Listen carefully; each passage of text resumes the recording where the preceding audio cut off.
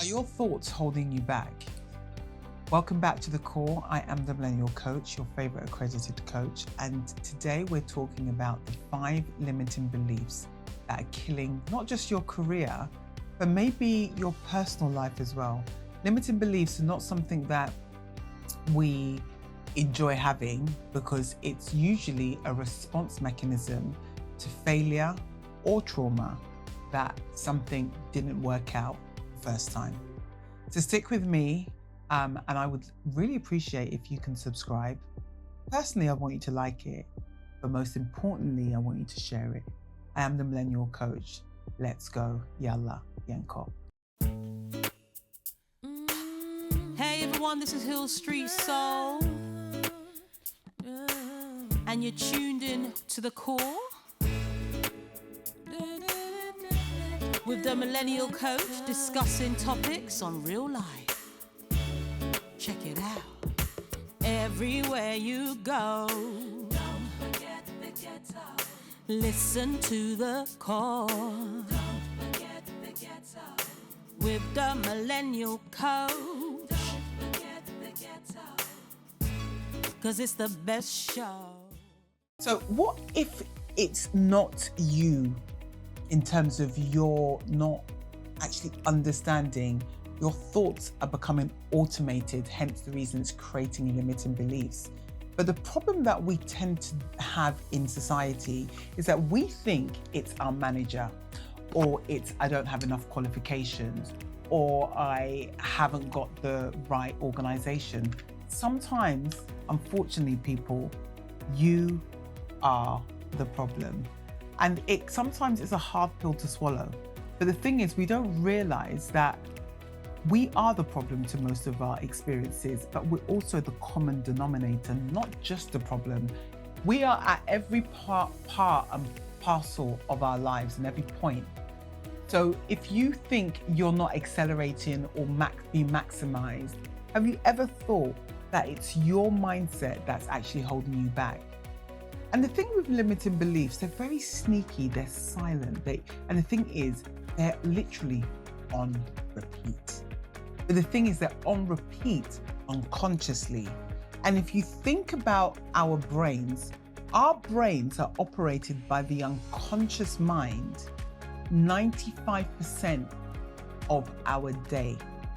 So if your life is being run by your unconscious mind, you need to think about, what do I believe and how is that playing out in my life? So today I'm going to break down 5 core limiting beliefs that are literally killing, when I mean killing, like stamp like an ant, your life. And it's not that anyone else is holding you back, but let's get into the conversation because I think it's important that we break this down. So limiting beliefs are those things, those quiet internal, I would call them ants, automatic negative thoughts. Because limited beliefs create a form of negativity. So if you've never heard of the term ants, ANTS, automatic negative thoughts. You tell yourself, and sometimes because it's unconscious, and if that's running our life, we're doing it without realizing. And it stops you from moving forward, and it also becomes an anchor in your life in terms of slowing you down to success. I know I've had limited beliefs, and one thing I find frustrating is when you're in a room with people with low emotional intelligence, and this is something I want the high achievers, the smart ones, and the ones that have high emotional intelligence to take into consideration. When you're being vulnerable, and I remember I said in a group of women who were professionals, I had limited beliefs. People are like, "What? I can't believe you've got limited beliefs. You're so strong." I'm like, listen, being strong is not a badge of honor. Being strong is because you have no other option. If I had the option to have the soft life, I wouldn't be sitting there telling you I'm strong. And I won't be sitting there saying I've got limiting beliefs, because the soft life will give me so much peace that I can embark on my ambitions. But when you are living that life and you're strong, sometimes your limiting beliefs actually have come from the failure. And I know some of my limiting beliefs came from failures, simply because things didn't work out. I didn't know who to turn to. I didn't have we really have a lot of mentors. that in my life, people would always tell me that I was too much or too this, or, somebody even said you're too intelligent and don't be too smart. So after a while, I just stopped sharing things with people because it was like, everyone's always got something to say that I had no desire or interest in. But also my limiting belief was keeping me in those circles. So why I'm saying that our limiting beliefs have an impact in how we show up, not just for ourselves, but who we engage with, is because your limiting belief may be the reason you're hanging out with people who have no need to actually want to exceed their own expectations because they live according to their limiting beliefs, not in spite of their limiting beliefs. Very big difference. So one of the things that people tend to say, I'm not ready yet. That's the first problem that is killing our limiting belief, or killing ourselves or careers through limiting beliefs. I'm not ready. When I did the podcast, when I started doing this video, this was last year, and I just hated being on camera. So you guys have got me wearing makeup, I've got nice clothes on, but it's summertime, so I don't want to be sweating, but you know what I mean. I'm lazy. I don't even want to do my hair half the time. So my limiting belief is I'm not good on camera. It's only because I was being lazy. I am good on camera. I'm actually quite fluid and I actually feel comfortable in front of a camera. I didn't think I felt comfortable. So that was a limiting belief I had, but I still decided to do it. So regardless if I felt ready or not, I gave myself a deadline. Mel Robbins always has the 5-minute rule. I give myself a deadline that I have to start, not deadline when I have to finish. I give myself, like, you can procrastinate, I'll give you a week or even an hour. But within that time frame, I do whatever I want to do, but then we start the work. So you've got to stop making excuses that you're not ready. My next step is to go do lives. Now, sometimes I'm like, what am I going to talk about on a live? When I first did my radio show, I thought, how am I going to talk for 2 hours? I've achieved all of those things. Going live is my next step. So I'll probably be doing that on a Sunday morning or Sunday afternoon of live with the Millennial Coach, lunchtime, something like that. And just talk about challenges of the week ahead that some people need support on. One of the other things within I'm not ready yet, being a perfectionist holds you hostage to your greatness. What that does when you say I'm not ready and then you're trying to be perfect, it's another form of procrastination dressed up as preparation. So what would you want to believe you're ready for right now? And remember, if you listened to the episode on emotional intelligence, you would know that you have to take small professional risks. Something small where you're giving yourself a deadline to start, to know that you've actually got over the hump of your limiting belief. The other thing that many people say, especially when I work with people and they're not in the role I think they potentially could really be amazing at, I don't deserve to be in that position, or I don't deserve to earn that much money. Now, money is a great thing. It's not everything, but it's a great tool to give you access to better life experiences. That could be health, that could be holidays, that could be where you choose to live. This is why when I spoke in emotional intelligence, or one of the other episodes about people using terminology saying money is the root of all evil, it is not the root of all evil. It's the human being that controls the money that can create evil with that source. So I don't deserve this position is where the imposter syndrome is literally at its highest form of elevation in your life. So remember, if you say you don't deserve something, what is it about you that you have decided, and that could be based on race, gender, it could be based on the fact you might think you need another qualification.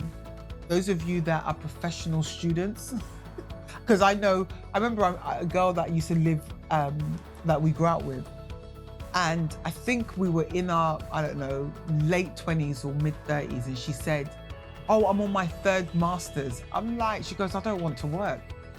No offense, but that is procrastination.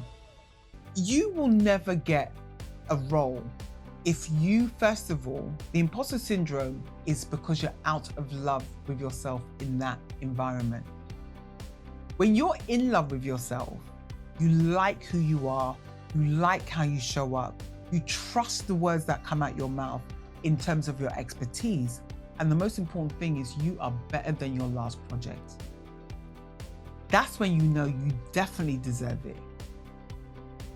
Always ask yourself, what evidence are you ignoring about your achievements why you're saying you don't deserve it? The third thing about limiting beliefs, or one of the third killers, is if I fail, it's embarrassing. Somebody said to me recently, I said, some things I am scared of failing. She said, nobody cares. I thought, ooh. But she wasn't being spiteful. What we do when we feel that we are failing and we're being embarrassed is we're trying to protect our ego state.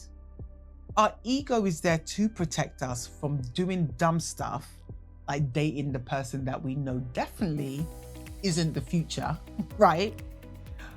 But in your career, one of the things, if you've got a business, and the thing is, when you run your own company and we talk about entrepreneurship, you will fail if you are destined to succeed.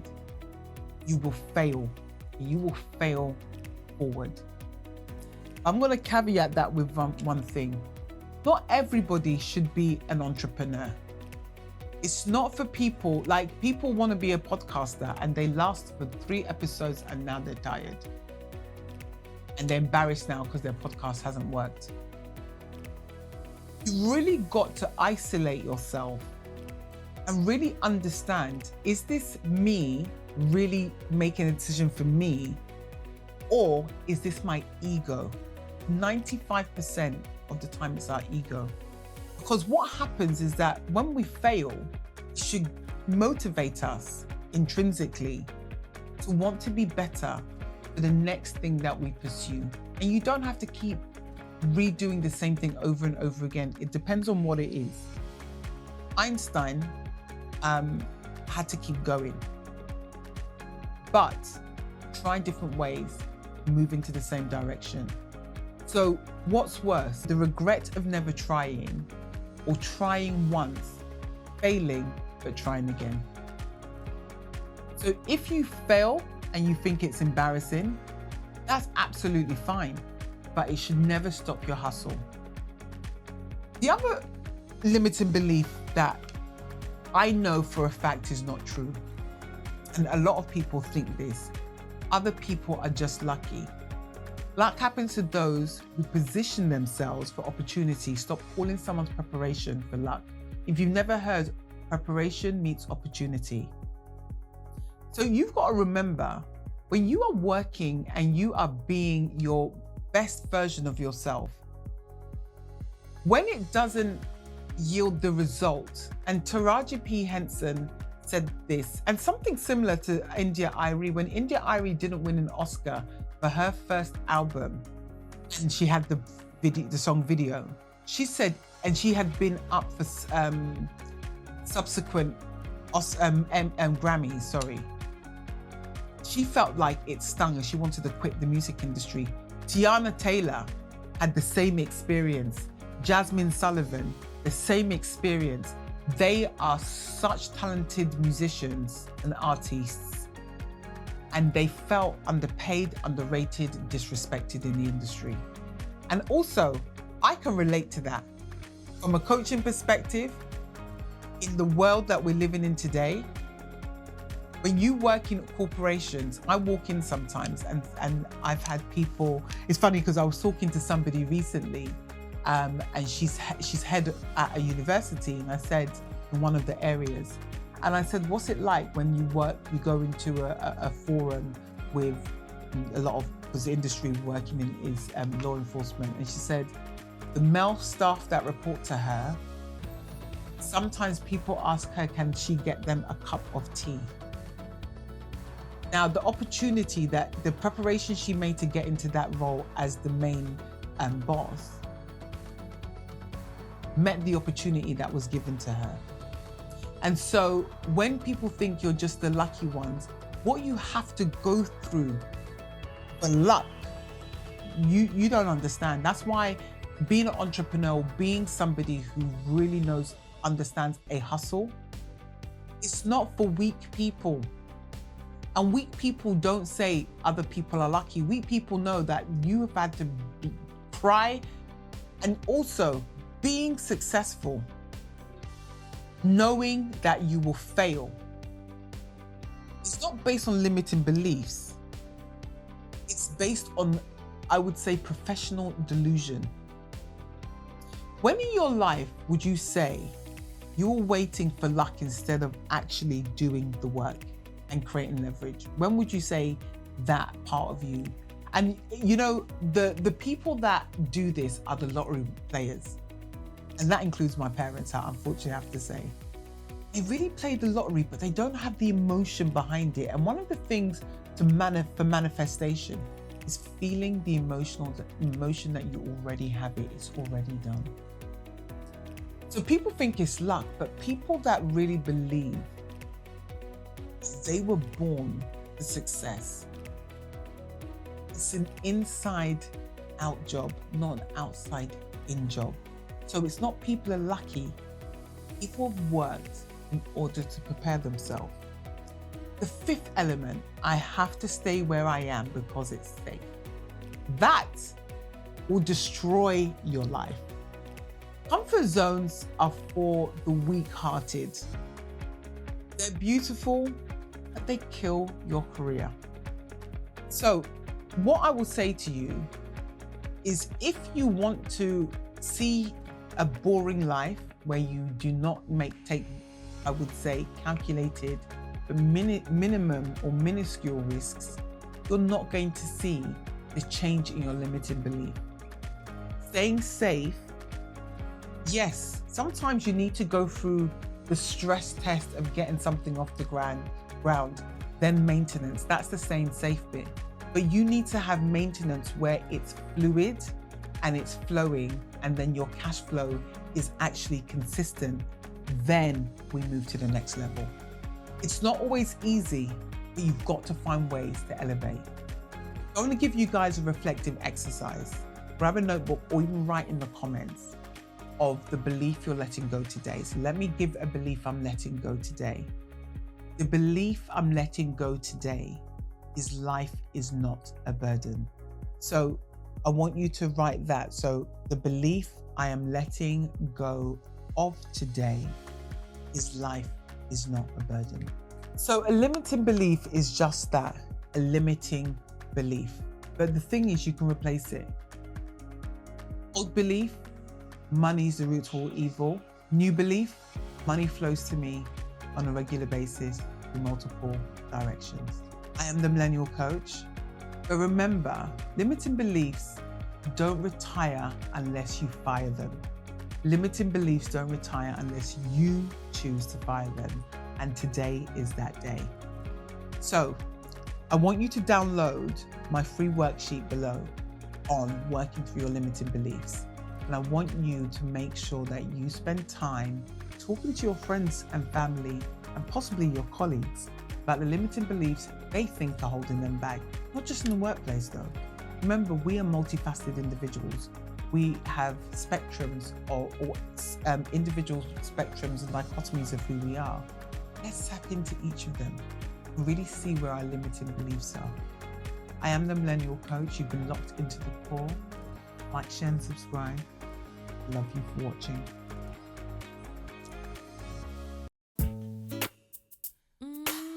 Hey everyone, this is Hill Street Soul. And you're tuned in to the core with the Millennial Coach, discussing topics on real life. Check it out. Everywhere you go, don't forget the ghetto. Listen to the core. Don't forget the ghetto. With the Millennial Coach. Don't forget the ghetto. 'Cause it's the best show.